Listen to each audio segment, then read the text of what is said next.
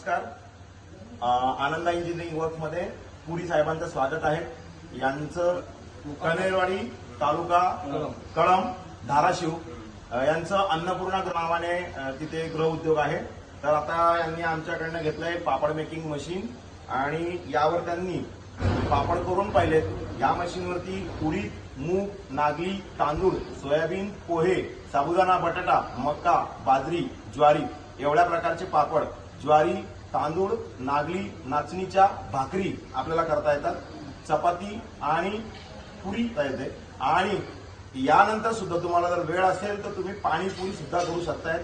ही machine Kamdhenu आहे. तुम्हाला पाहिजे ते तुम्ही याच्यावर लाटून घ्या, पाहिजे त्या आकारामध्ये करा.